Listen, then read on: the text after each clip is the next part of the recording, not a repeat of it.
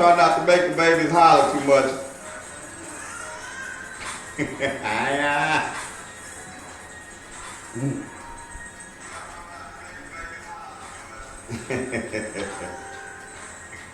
Peace and power, everybody that's tuning in already. We're going to get started in just a few minutes. Yes, indeed. About 3 hot minutes.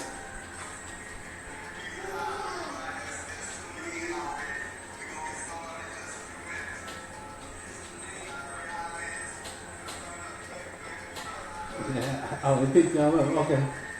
Picking us up. That was the engineering fault, brother. Shout out to 7 C's. Y'all know we doing productions around here, man. We ain't just talking. We doing productions around here. Lone Star BG production.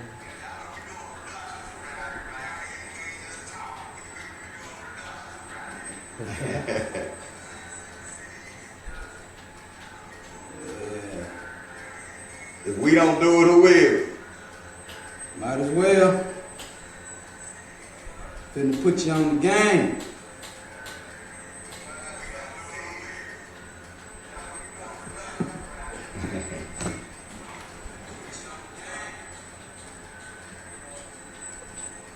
Live and direct, Funky Town, Texas. Sports and race. Sports and race. Race is the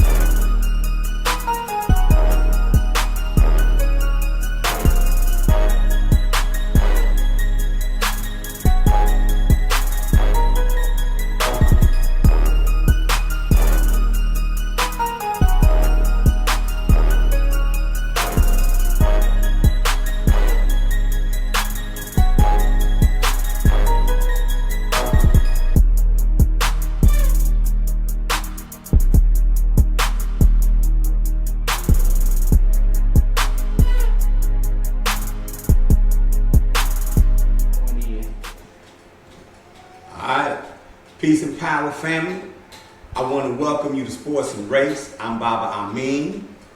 This here is Prince Pierre. Yeah, and what we're going to be doing each and every week on Sports and Race, we're going to be talking about the world of sports as it relates to us as black people, as it relates to racism, because racism in sports, well, both of them are just as American as apple pie. You know what I'm saying? And you know, and my expertise is taking the sports the players you watching, and I can show you the racism why the players being ran. That's my expertise. A lot of us raised on sports in this country. You know what I'm saying? A lot of us, and we know that the black athlete is the backbone of American sports. You know what I'm saying? The buck of American sports. You know what I'm saying? And a lot of things have been going on in the news lately. We're really always. Race and sports have always intertwined in America, going all the way back to Jack Johnson being the first black to win the white heavyweight championship, all the way up to today. You know what I'm saying? With Colin Kaepernick and go back farther than that with the Mandingo. Well, yeah, I'm just talking about here. Yeah. You know, sports comes from us. You know, competition comes from us. Yeah. The 1-2 arts, all that comes from us. But I'm talking about right here in the United States of America. Absolutely. You know what I'm saying? The sports institutions in this country as it relates to racism. You know what I'm saying? These sports institutions are making billions and billions of dollars. But you know something? All the money they make, they don't even touch the spending power of black folks. All these major ones don't even touch what we got. We 1.2 trillion or 1.3. We have tremendous spending ability as a people here in this country, but you know, when you don't operate, you gotta operate. You know what I'm saying? When you ain't circulating that dollar, be separate. You really create more debt with that spending power than you create power. So we really ain't spending power. It's almost a spending curse because we're only creating debt with it. We're not building institutions with it. But what we are doing is we're helping to build traditional white institutions. Oh, absolutely. That have a documented history of attacking black people. Oh, absolutely. They have a documented history of educating people that come out and attack black people. And in the name of progress, in the name of integration, we are now able to send our children, you know, as athletes on a scholarship, you know what I'm saying, into these big white institutions. You know what I'm saying? Into these big white institutions to help them generate billions of dollars, you know what I'm saying, through the NCAA. And that's our topic today, Pierre. You know what I'm saying? It's college football season. Yes. Right? It always is. You know, everybody was talking about pros because of the Kaepernick situation, but it's institutional racism going on every day. Every day. I ain't got time to talk about care. I can't go Man, NFL ain't got nothing on the NCAA. I'm not talking about guys. I'm not talking about guys that's getting checks. I'm not talking about guys that got CBAs where they can negotiate their deals. Let's talk about people, man, that can't negotiate no deals. No. They coming in your house raping you, man, off your money and your cash flow, off the blood, sweat, and tears. Off the real Crimson Tide that come out you for the football. You understand, in the basketball. I'm not talking about paid fools. We got to talk about these suckers ain't getting paid. And that's what they call them. That's what the Caucasian call them, these suckers. In the back room. You know what I'm saying? Huge, multi-billion-dollar institutions getting these black bodies into the school on scholarship. You know what I'm saying? Generating billions of dollars. But wait a minute, though, because I got to play devil's advocate a little bit. You know what I'm saying? They get a free education for it. Really? And that's what we're talking about today. Really? That's what we're talking about. We're talking about the black athlete in college sports. Is it an equal exchange or is it exploitation? That's what we're talking about today. We're going to examine that today. Yeah. We're going to look at on the traditional side of the facts, and then we're going to come with the new African side of the facts and the future of the game. Well, Well, let's talk about the NCAA as an institution. That's right. Let's talk about the NCAA as an institution. You know, they're registered as a non-profit organization. However, they net about $1 billion a year as a non-profit. In 2014, they reported over $990 million in revenue, but then they reported that they said they had over $900 million in expenses.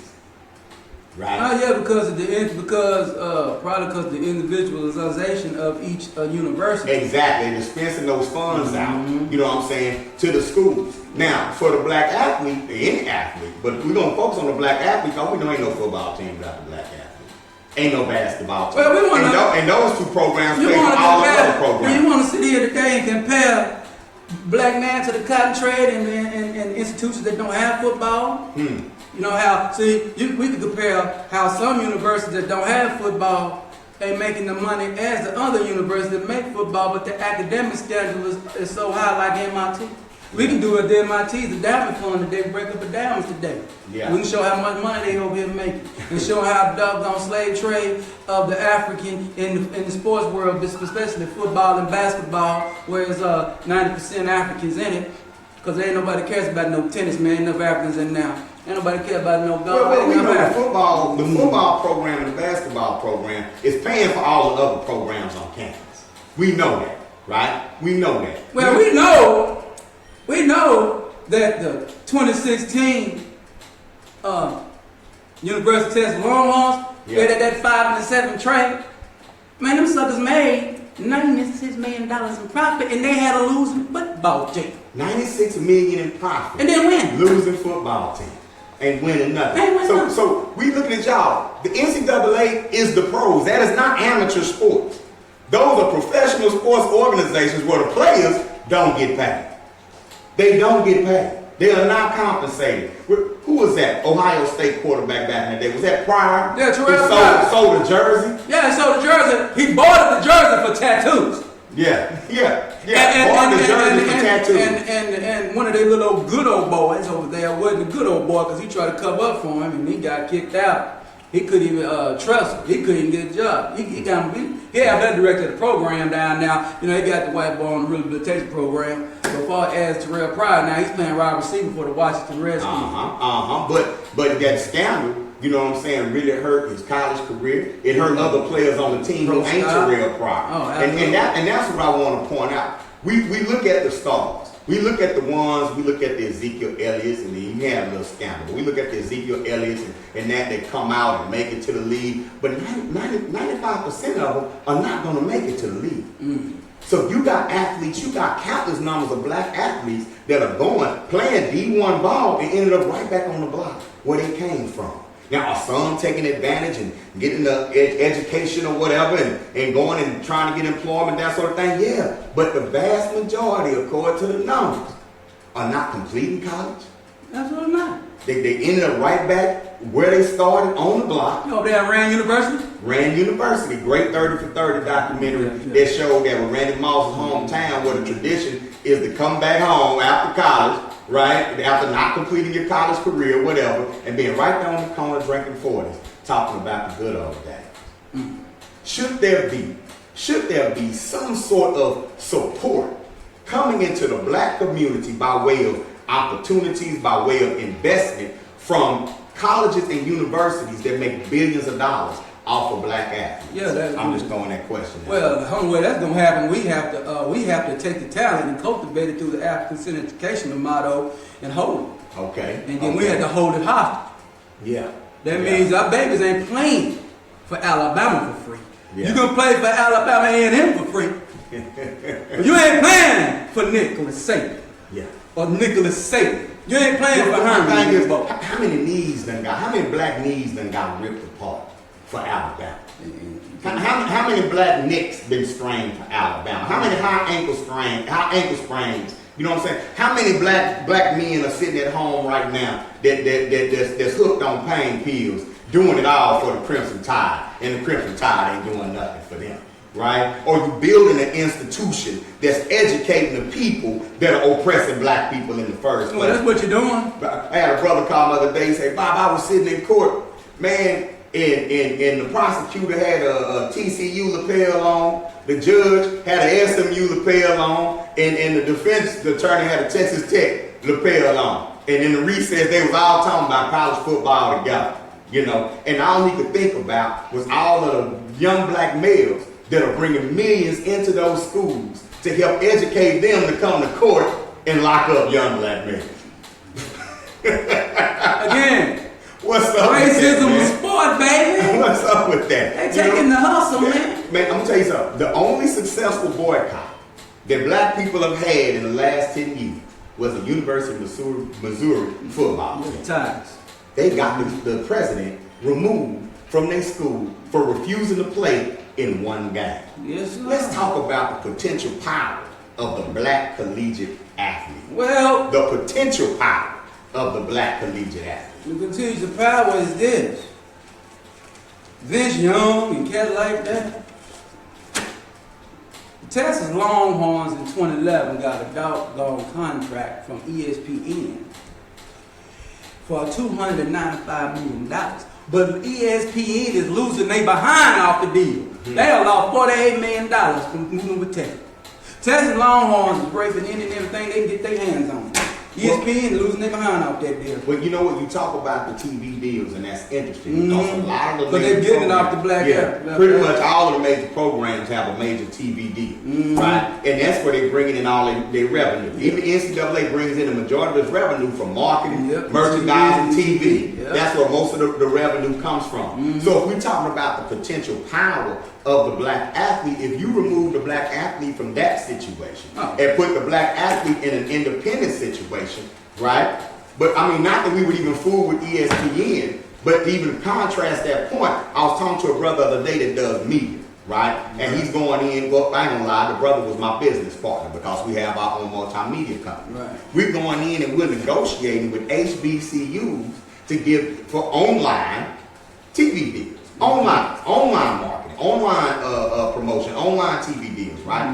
Come to find out, a lot of your HBCUs are locked into contracts with ESPN, where ESPN is not obligated to put their games on TV, but they can't do business with anybody else.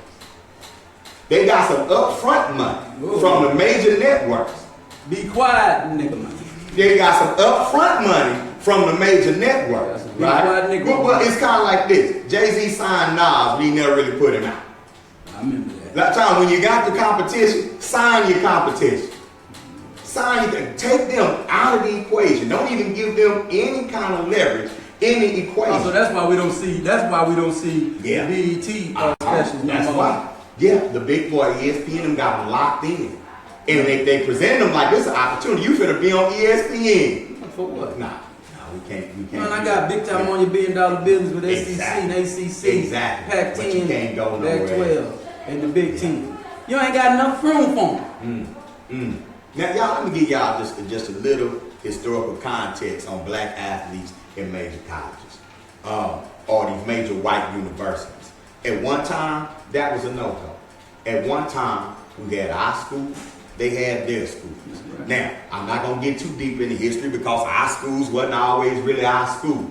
A lot of HBCUs were endowed by big white universities. A lot of HBCUs were funded by big white universities, but that was separatist white people saying, we'll pay for you to be over here. Get on out the way. We're over here. Yeah. You see what I'm saying? And then that's his belief at that time that I'm superior. I'm going to have a superior product. But white folks ain't never produced nothing superior without cheating, right? Right. Well, what they messed around and did was Africans got to building and being a part of these institutions like your Morehouses, your Howards, your Gramblin's, your Southerns, and that sort of thing. And they were coming out of that school competitive. And then when you talk about the sports was competitive. Not only did they become competitive, but they were even a superior product to what was going on CBS, ABC, and NBC. You understand what I'm saying? Back in those days. So it became a consensus, basically. If you want to win, you got to get some black athletes. Oh,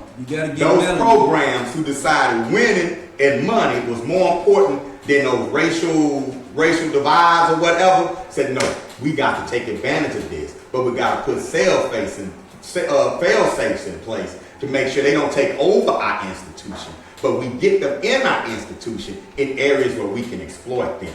Thus, integration was born. Yep. Yeah. But then it's taught to us like a victim. No, that's the first black man to go to the University of Tennessee. Like anybody should want to bring value to the University of Tennessee.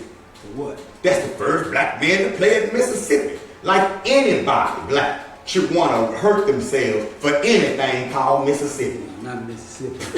With the history of Mississippi and black people. Man, he's going to the University of Texas. And it's taught to us, Pierre, like that's bringing racial harmony. No. We got a running back at the University of Texas. That means we're all getting along. What are your thoughts on that, man? On the black athlete and the integration of college sports? I mean, of course they getting along when I can bring in Vince Young. I can bring in Jim Brown. Yeah. I can bring in Ricky Williams. I can bring in Roy Williams. And I can make $97 million a year profit off my university, off this my football, by having you running 9s and 10s, by you cutting to the right, cutting to the left, while you taking 3 and 5 step drops. And I can go around and make $97 million profit. That means I'm gross about 200. Man. Every year for 12 games. 12 games, you making 12 to 13 games a year off melanin power. You making $96 million in profit. Yeah, I love them Negroes when they make me my money. Soon as them doggone 4 months is over, yeah, you nigga, you back being nigga. And you don't do your right, you gonna be out of here. Cause we ain't got to worry about you no more. We got 23 more niggas we got to go get. So they get 23 new niggas every year. 23 new niggas every year out of 23 scholarships they get. So there ain't nothing but a doggone, there ain't nothing but a rotation, man. Yeah. There ain't nothing but pimping, and ain't nothing but a pimp, and ain't nothing but a prostitution and pimping game. And you pick who the prostitute is and who the pimp. You understand? You make your decision. I ain't telling you. So this is what I'm gonna say is this. They over here hitting so hard, man. You got the thing called an endowment fund, man. And universities get these endowment funds. Now the endowment funds basically is a fund that takes small portions of your money, takes the endowment fund, takes the small part of your money, interest based, basically run your program. So you look at an institution like Texas, and I'm going to compare Texas and MIT. See, MIT, we know that's a big, one of the most technology privileging institutions in America. But guess what they don't do? They don't play football. They don't play basketball. Well, that endowment fund ain't number 13.8 billion, which is good. Yeah. But the University of Texas endowment fund is 37 billion. Now look at it now. What I do, I bring the numbers to the game.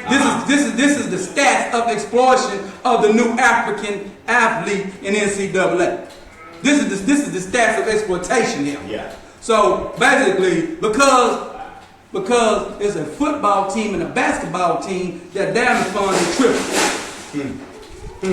Because MIT, University of Texas don't master their academics worth a damn. Yeah, not even close. So what is the difference? Yeah. It is melanated power at the University of Texas. But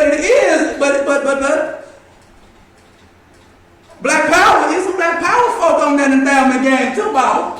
Howard University. It's got a $35 million endowment fund. Their football team is trash. We don't know nothing about it. So they ain't places over there. Yeah, I don't know how they 35 million. They got that M instead of that B. No, they got a B. They got a B. Oh, I thought you said no, man. My bad. Bill. It's Bill. B-I-L. Cosby. Yeah, they got Bill over there. Yeah. Well, and shout out to that. Shout out to them. And shout out to that. That's cool. And shout out to Howard. Because you got some Negroes that's come out of Howard, but you got some brothers and sisters I know personally. That matter of fact, we had a sister work for Hoover Academy a couple of summers ago. Howard Bachelor, Sister Shakira, that came and taught the children nothing. So you got institutions out there that are turning out quality Africans, you know what I'm saying, into the community. But what are these big schools turning out? In comparison to what they bringing in, what are they turning out? Ray Lewis. What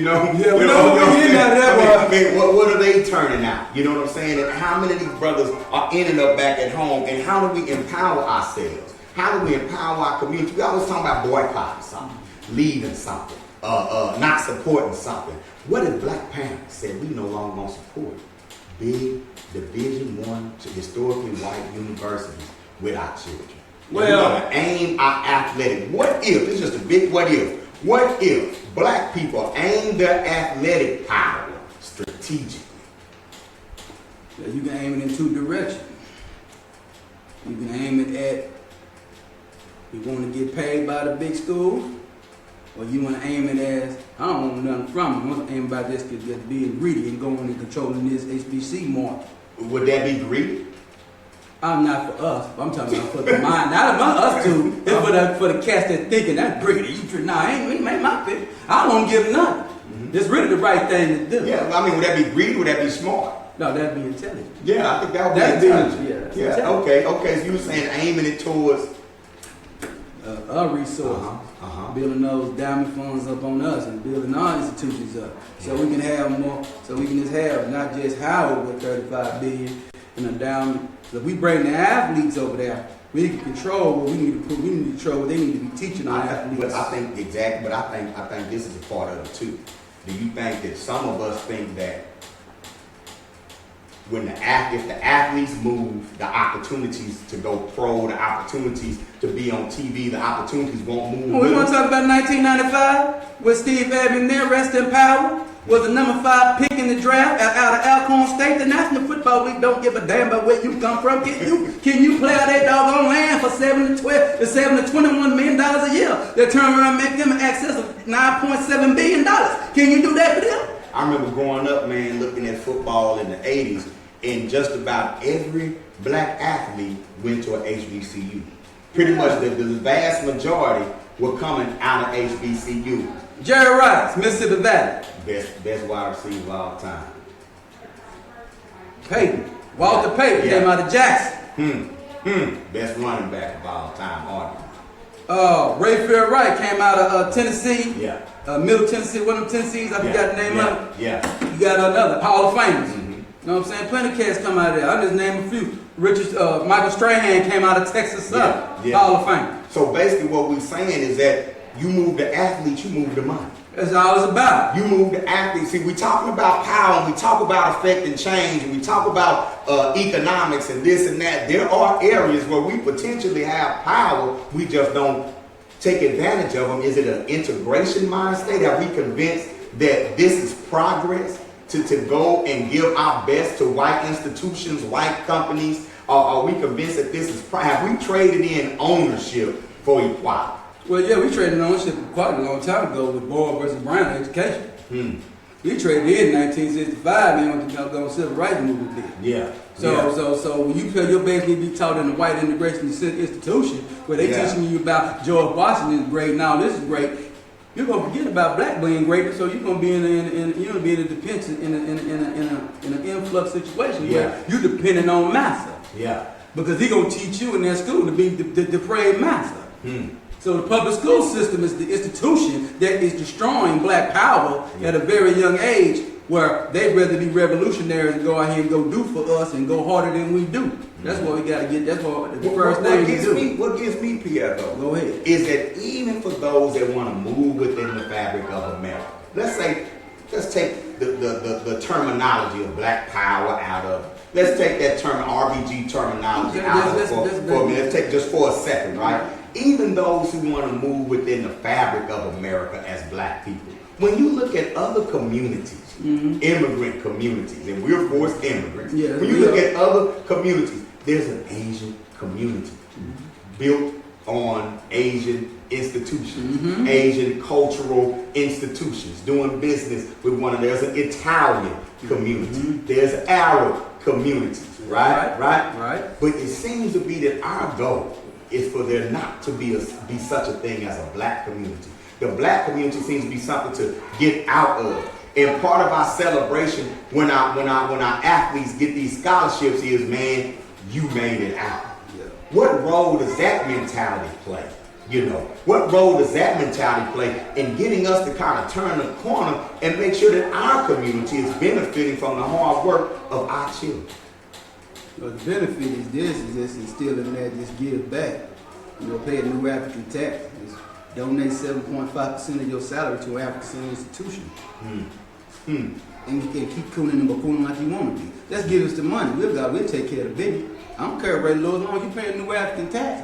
You know what I'm saying? You can keep on co-signing old Brashada, hug up against him and rock on with him. We just need the money. But ain't no vested interest though. See, that's the thing. When you got a get out mentality, giving back ain't an investment. You're paying me to leave you alone and be all right with you staying away. That's not an investment. You see what I'm saying? We have to get back to where we're still plugged into our community. Well, you know, some of these cats, we don't need any community though.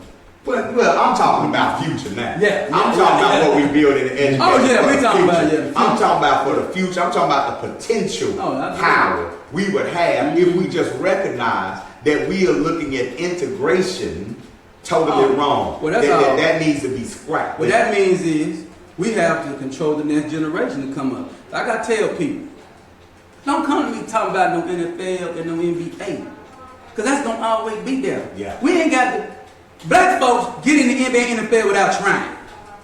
Yeah. You know what I'm saying? Yeah. I mean, we got Tony Gonzalez, Antonio Gates, you got Rico Gathers. Yeah. They played NCAA basketball and still got drafted by the NFL. To play football. To play football.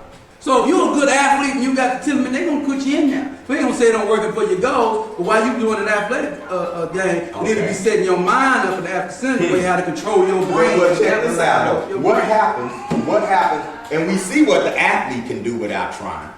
What about those that are inclined for leadership? What about those that are natural coaches, natural teachers, we gotta do natural all that. leaders? How do these same institutions treat those black people who stand out for leadership roles? How many active black head coaches are in Division I? Ain't none. Huh? It ain't that many. Ain't that you can count them on one hand? Man, ain't.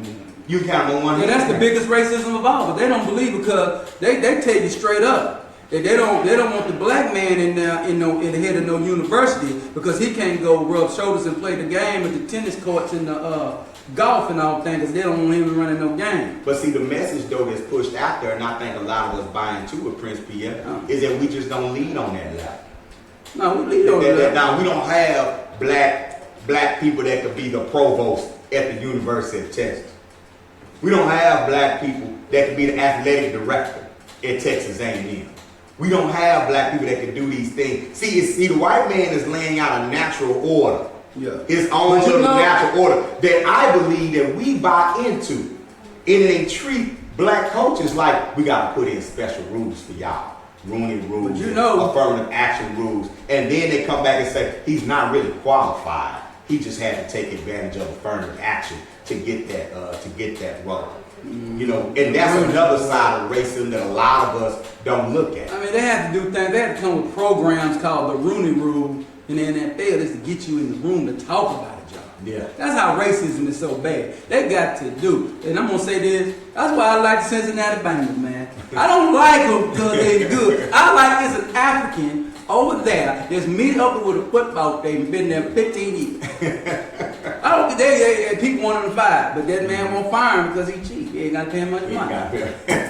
But you know, but that's what happens in corporate America too. A lot of them go to college, be prepared to come out. I know a lot of black professionals that's nestled into a job they won't get fired. They don't get paid as much as white people in the same job that they in. They don't have the same, and they kind of keep that job because they don't cause no trouble. They don't cause no trouble, so they kind of keep that job. That's called second-class citizenship. That's what that is. That's called second-class citizenship. That's why I laugh at it because you get to see the racism in the game. Yeah. So even though the NCAA black athlete might get this scholarship, this education, he's still getting prepared for second-class citizenship. Oh yeah. He's still being prepared to be second fiddle. But you know, me and Seven Seas yesterday broke it down. Yeah. The scholarship. Yeah. And we found out that the University of Texas average scholarship for an in-state average tuition. So it's a scholarship. So the average tuition in-state is $26,626 at the date of 2016. And I did an update on it.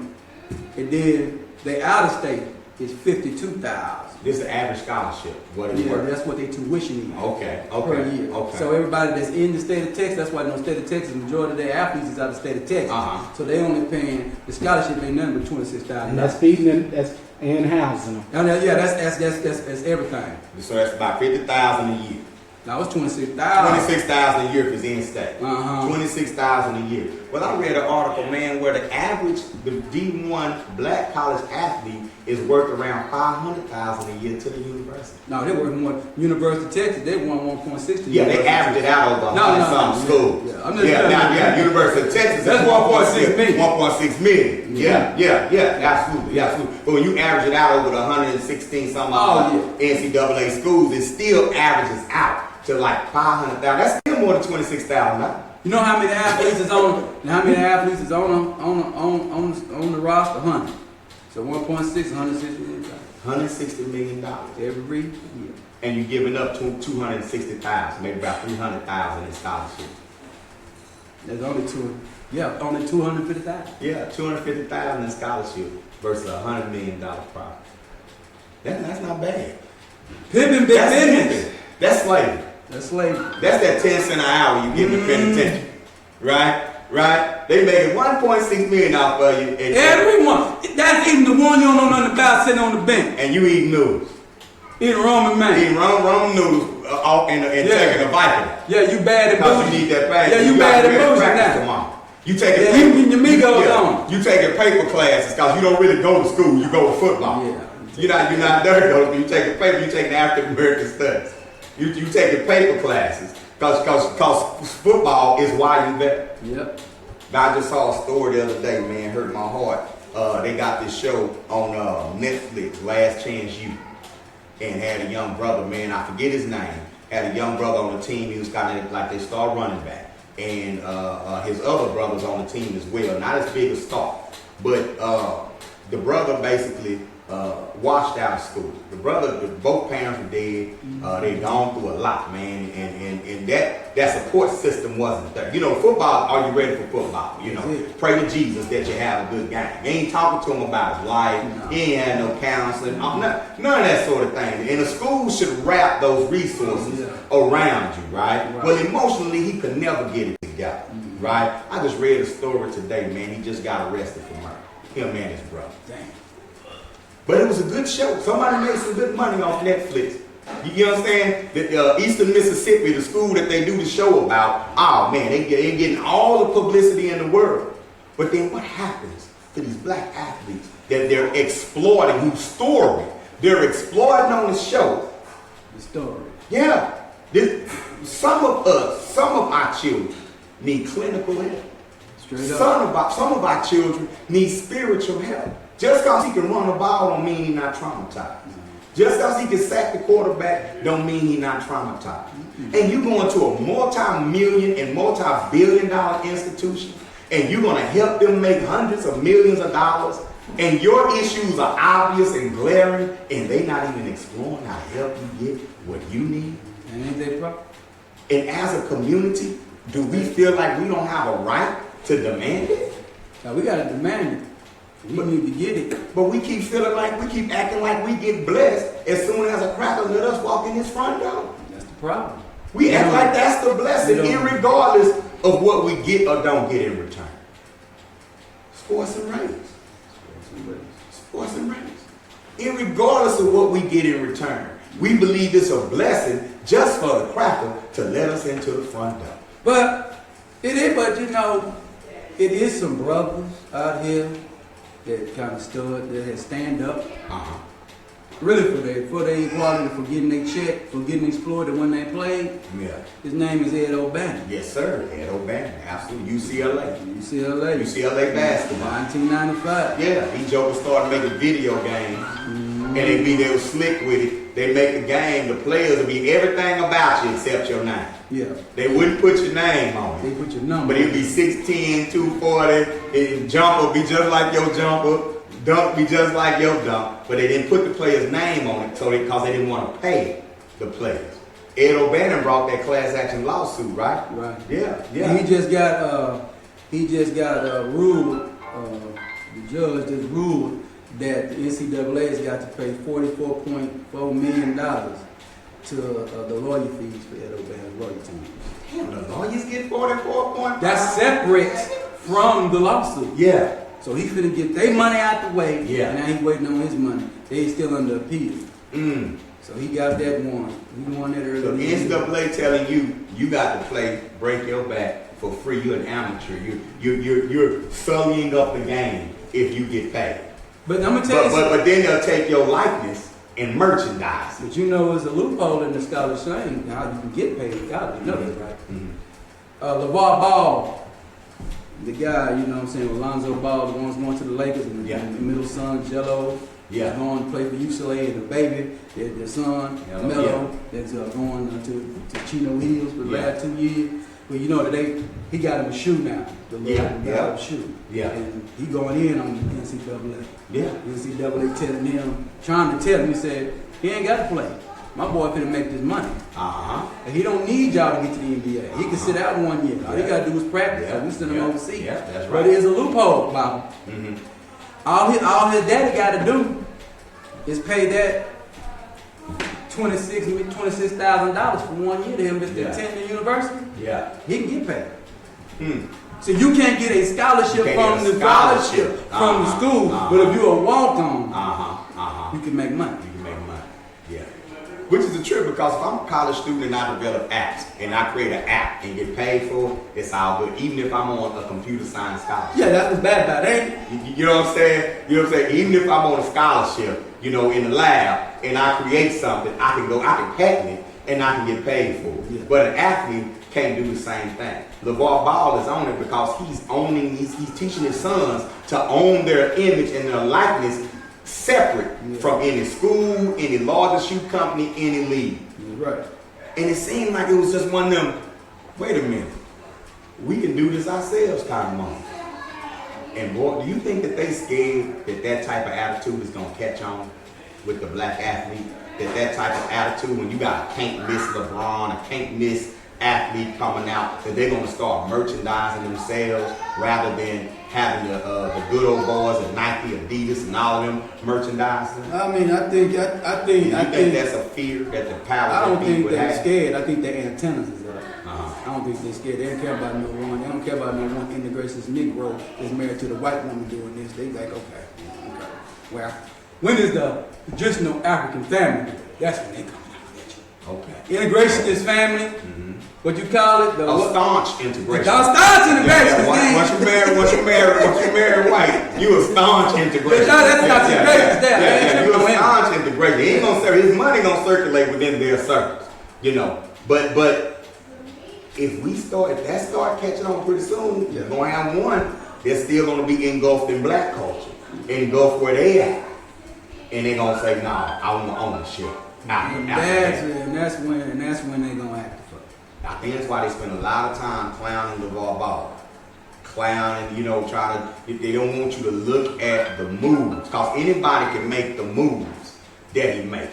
I mean, I was on the. Of course, he's a safe Negro. I was on the show talking about the move. I said, okay, I had to paraphrase. This is not a black power move, so we separate that. But let's look at business. Yeah. Okay. Business move is excellent. Does it benefit black folks? It benefits black folks. It's called the template and the print. It don't mean that the actually benefit us tangibly right now, because the situation is not going to benefit us. Yeah. There's no way it can. He's a what? Staunch integration. Staunch. He's a staunch integration. Integrated his blood. Yeah, he's a staunch integration. Yeah. And I think we spend too much time looking at the move and saying, oh, is he gonna help black people? Like Mayweather make money. Is he gonna help black people? That's not the point. What I want people to look at is the ownership mentality. Yeah. Take that into everything. Hell, if you're a landscaper, own your shit. If an ownership mentality, education, we need to own our own institution. How many computer labs could the black athlete endow inside African-centered schools? How many computer labs could black athleticism build? How many schools, universities? They didn't stop building colleges. No. You know what I'm saying? You have online universities. You know, how many new universities? Oh my God. Black scholar, African scholar, African PhD. Let's build a university. Let's open a university. Does it take magic cracker dust to open a college? No, it doesn't. Do we have the expertise to do it? Yeah, we do. That's for cracker. And I don't know that universities are tied to communities. Yeah, all tied to them. They're all tied. That's why they call it the University of Texas. In Austin. And in Austin. The University of Ohio State University in Columbus. Columbus ain't nothing but a shotgun town. But a university can build a town.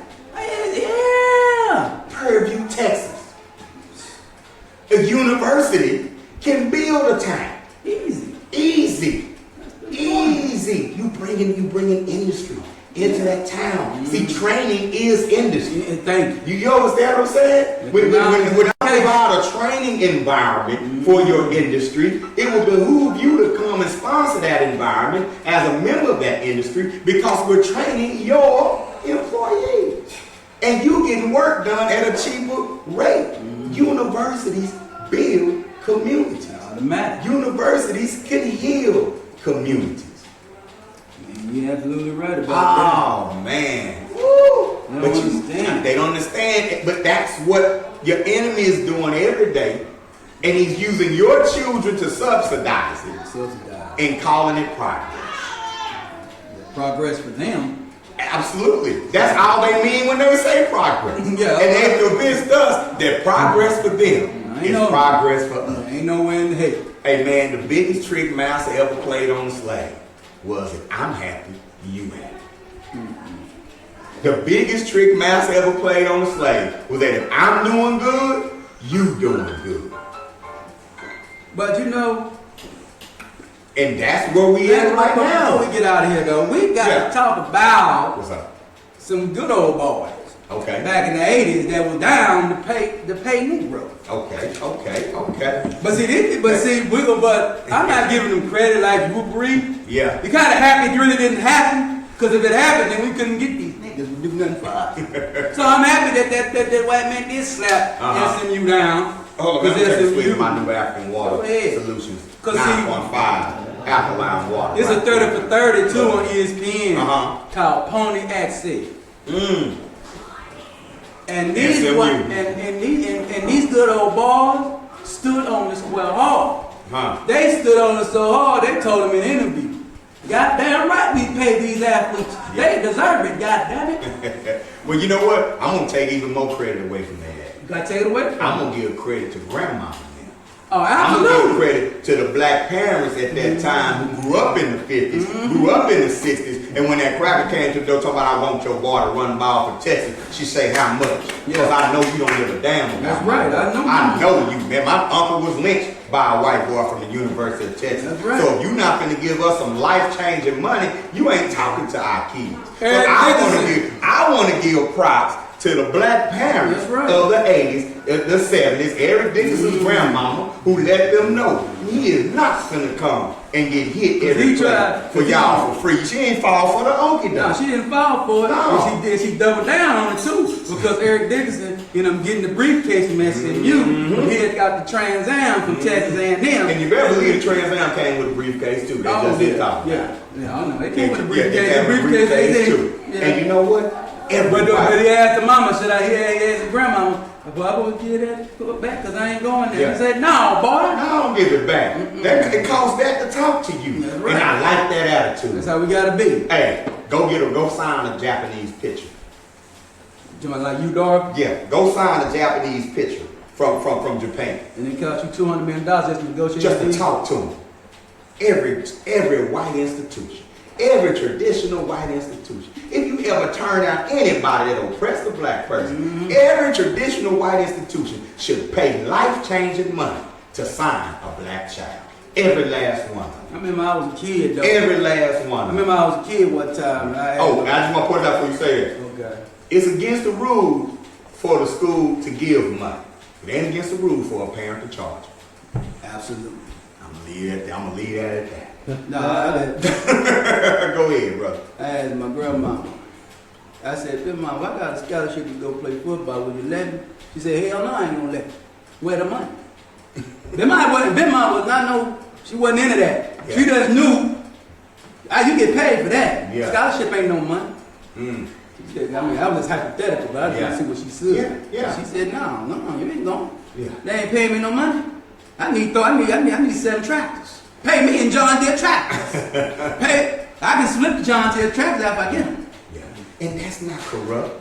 Nah. That's not greed. That's intelligence. That's business. Anybody making $1 billion a year shouldn't convince you to do nothing for free. Nah. Nothing for free. Nick don't even come there. Nick don't even come their way. Nah.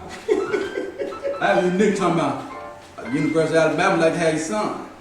Yeah, but the University of Prince Pierre Butlers need $50 million. Man, please, they better come knocking on my door for one of mine. I think they ready to grease some arms. That might be exaggerating, but I'm gonna start negotiating at $10 million. Yeah. You gotta pay China before you get a Chinese athlete. You gotta pay Japan before you get a Japanese athlete. You should have to pay Africans before you get an African athlete. I think they love to treat us like we all the same. The Africans. But boy, they show mind us how different we are. I think Africans earn that money when they tell you universities that was at $13 billion a diamond to $37 billion a diamond. Yeah. You making every January 1st every year you getting $160 million check because you had 100 Africans on the team. You know what I'm saying? Because they probably got number 10 white boys over there. They probably got a secret roster of 120 white boys, 100 Africans over there. Even the African holding the ball getting is worth 1.6 million. Look, so why that 1.6 million? Who we got watching, man? Man, we got who we got watching? Let's shout Bomani, out to some people, Barry man. King. Black Power, Bomani, Barry King, what's up? Yeah. You know? We got a lot of, oh shoot, I gotta go back down the scroll. Yeah, I got Garfield on him. Garfield Reed, man. Hey, that's the economics guru right there, man. East Coast in the house. Yeah, East Coast. You know what I'm saying? I got my side rod Geechee, got the girl Geechee up in here. Okay. That's what's up. That's what's up. Look, shout out to everybody that tuned in to the conversation today. We're gonna work y'all into the conversation in the future. We're gonna bring people in live. We're gonna respond to the comments, the whole 9 yards, you know. But we wanted to kick it off this week, man, talking about the NCAA. Everybody getting distracted. I'm seeing videos. I stand with Cap. Everybody distracted by that. But the damage is being done on the college level. If you want to talk about racism in sports, the damage is being done on the college level. If you want to talk about boycott, that's where your boycott power is. Not the NFL level. No, the college level. And they deserve it more than the NFL does. Yes, they do. Does that make sense? It makes sense. If we're going to get into it, then we need to get all the way into it. Hey, that's the easiest way because there's a lot of things you can do. I mean, it's nothing to it to start a basketball team through the Ojuok Academy or football team. Yeah. Just need people that want to invest in. But look, you got to get the league started. You got to see how those monies and those sponsorship dollars are going to circulate to build institutions, promote businesses. Small black businesses need to come together, and we need to fund institutions. Yeah. We need to fund institutions that's going to promote our message, promote our products, you know, and we do it on a grassroots level. You build that model. It's not a new model. This ain't new. No. This ain't rocket science. But that's what New African Water Solutions does. Yeah. We take 7% of the sales tax that we get off every case that we sell, every bottle we sell, every product we sell. And every month, man, we push it towards the African Educational Institution, the Ojuok Academy. That's right. That's the corporations have to do that. Hey, man. And people have to understand that the Ojuok Academy is not just a school. No, it's a beacon for black business. It's a beacon for black business. This is a place for y'all to come meet. The Ojuok Academy, we're trying to bring black businesses together, build this institution, promote your brand at the same time, build our community at the same time. There is no education community without a business community. You can't have African-centered school system if you don't have an African-centered business system. It's not going to work. The business system is the economics, which brings the tools to build the education. Right. That's right. And our children deserve it. Yes, they deserve it. They deserve options. The black athlete deserves better. I don't care. People say that's just the way it is, whatever. The black athlete deserves better. Our children deserve better than to be put into any situation where they could be exploited, chewed up, spit out, and sent back to us broken, feeling like a failure, feeling like they let everybody down. We done bought into this dreams as the only thing they ever thought of becoming. So they a lot mentally can't come to grips that I can become something else. Yeah. We owe our children more than that. We owe them more than that. I remember I had got into a debate on a national syndicated talk show. I forgot the brother's name, but he became a Rhodes Scholar. He playing for Florida State at the time. They was asking him, I checked.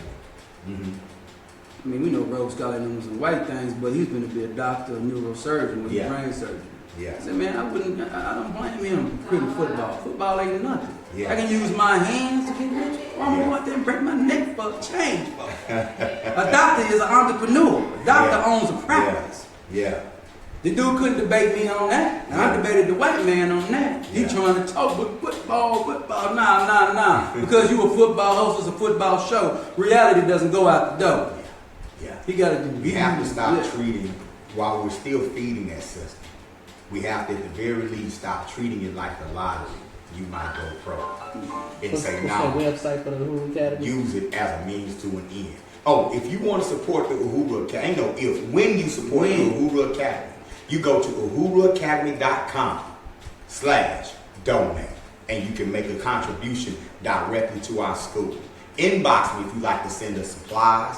Inbox me also because we're about to launch uhuruacademyonline.com and I'm recruiting teachers that want to profit share by putting pre-recorded online classes inside of the uhuruacademyonline.com. So we're expanding our curriculum. We're going to build a national team, an international team of teachers, a national team of sponsors, and an international group of scholars taking advantage of African-centered education. And we're enrolling right now as well. So check out uhuruacademy.com to get more information, and uhuruacademy.com/donate to show your support. Sports and race. We got to talk about it all, Prince Pierre. Got to. We can't get conscious and act like stuff isn't there. I'm not finna get okay, man. If I'm conscious, you can't get conscious and act like stuff like our people ain't engaged in this and that. If I'm conscious, why I can't talk about trying to control something that 75% of the Africans are doing? Yeah. You But know sometimes we get conscious, we think that means just getting away from black folks. Sometimes we get conscious, we act like the coon. Getting conscious? Yeah, we get conscious. We get conscious instead of conscious. Yeah. And we think that means I don't deal with black folk. I don't go around black folk. I don't deal with black people issues. I find other conscious people and we talk about conscious stuff together. And that's the movement. But you can't scream black power if you don't empower black people. You gotta empower You black have to empower black people. And it's time for black people to empower the black athlete. Got to.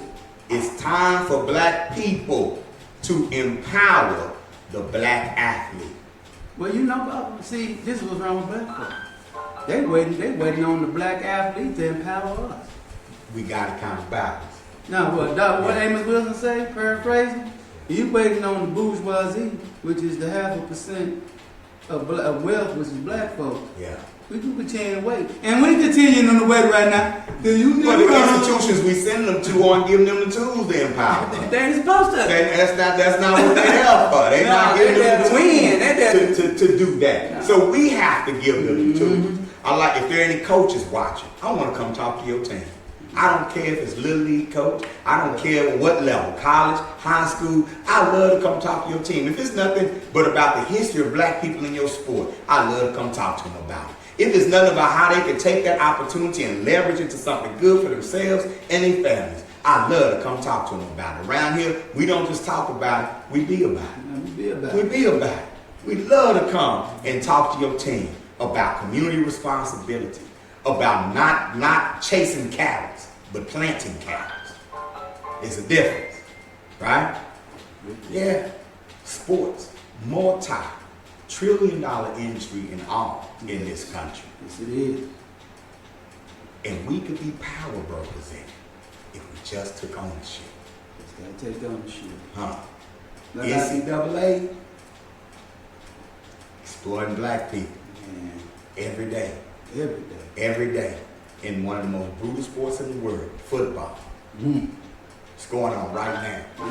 Young men are getting carted off the field every Saturday in the name of building racist institutions.